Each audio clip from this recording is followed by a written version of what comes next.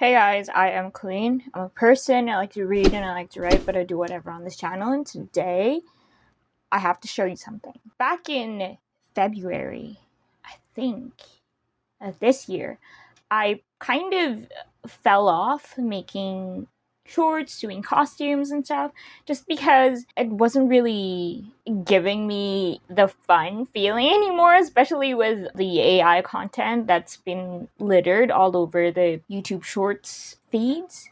And not only YouTube, it's not exclusive. Everyone knows what happened with the AI stuff. I just kind of fell out of love with it a little bit.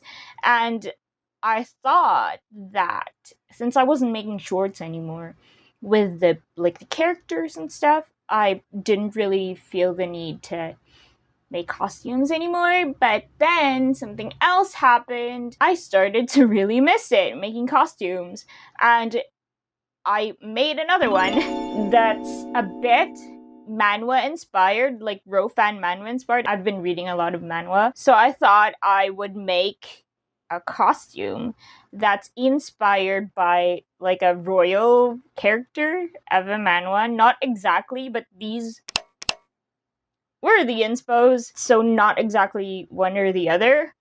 Maybe I'll make an exact something later on, but yeah, I had to work with outtakes. So I didn't really film the making process because I thought there wasn't really much to learn. It was just a lot of hand beating because I received these outtakes in a bin from my uncle who makes clothes professionally. By outtakes I mean it came with the zipper ripped off. It's like it didn't become a full item of clothing, but the structure is there. Like with the bodice, it was already boned, but the zipper was off. There was no zipper and the lining was detached. I just had to make some adjustments to the design, but mostly structurally, I didn't have to do it from scratch. So I thought there was no technical sewing, anything that could be learned.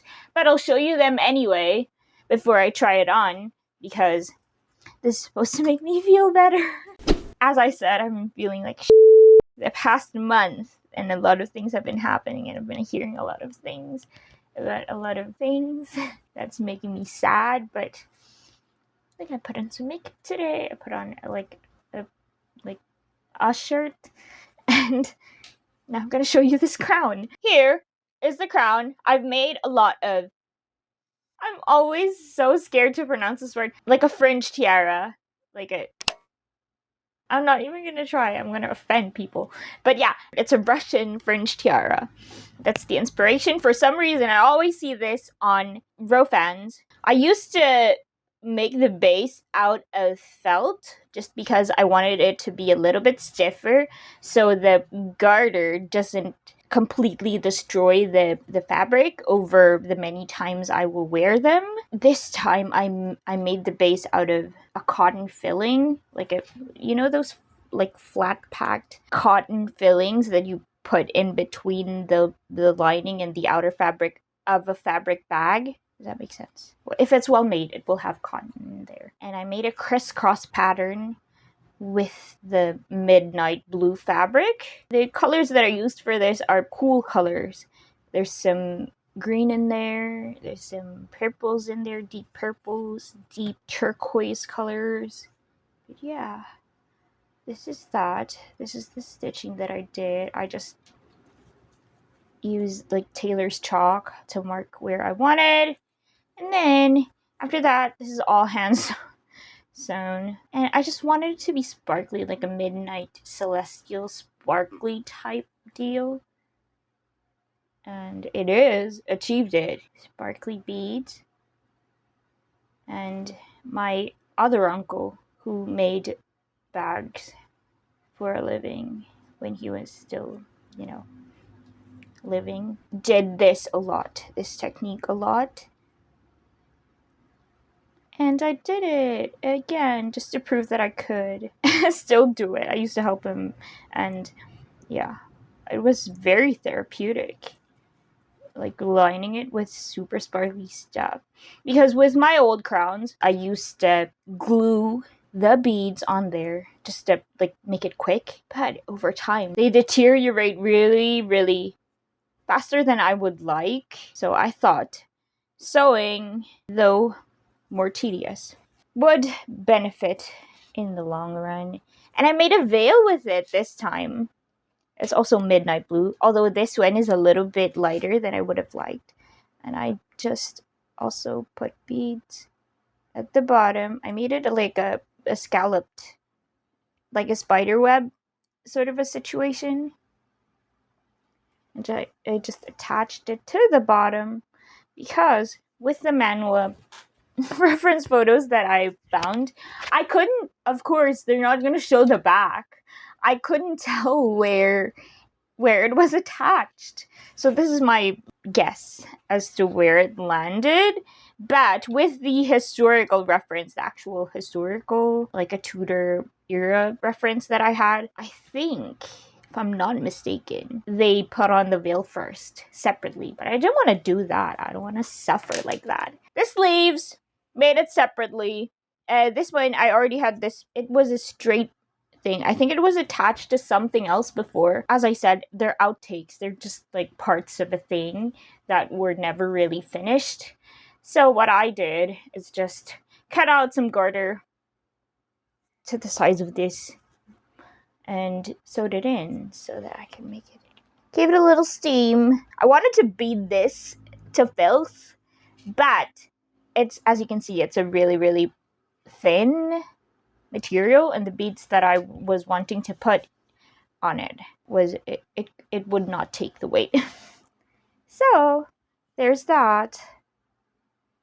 I'm going to show you the skirt first. With this skirt, as I said, the form was already formed, so the hem, it was already hemmed, and there was a lining, but it was like detached up here. And my sewing machine was crying when I was trying to attach the top and the lining because it's such a thick situation. I don't know what style this is that he did. It's like there's a circular skirt and there's like pockets inside the skirt to make it more voluminous, I guess. But it looks so tedious. I could never. But all I had to do was attach it. And I didn't even do it very well with what I did. But yeah, I think this was a prototype of some sort, maybe, because he did show me the actual thing that he made after. Because that one was much better, and these pockets were a little bit more even. It's like a flower, if that even makes sense. I don't know what that's called. He's the expert, not me. But what I did is I just attached it, beaded it. I put a band over it, but it was so thick that I couldn't really make the band over the top really well.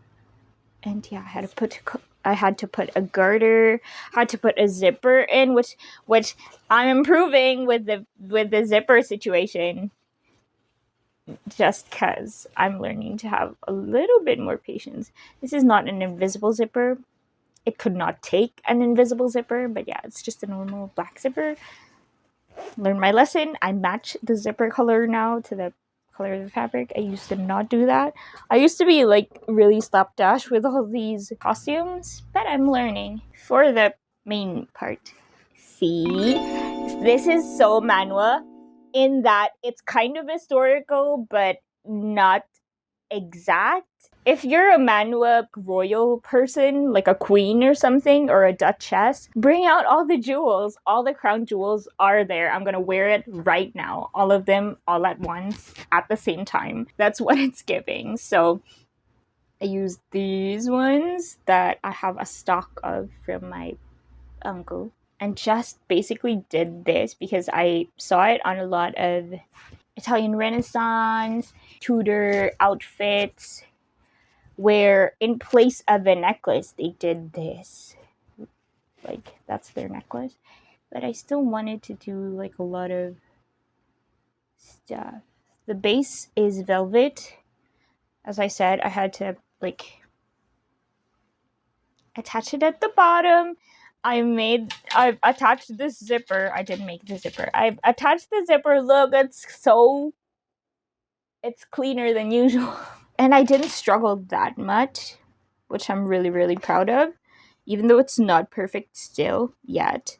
But considering how much I struggled with putting in zippers before, I think this is a real great improvement. Zippers and bias tape, I never did a great job with them. Especially bias tape. It's like, I already sewed you down. What are you doing? Like, detaching yourself from the meat. Anyway, I'm now gonna put it on for you guys because I'm not really sure if I want to make skits with this, but I still want to put it on because I made it and it's pretty and it's sparkly and I want to sparkle.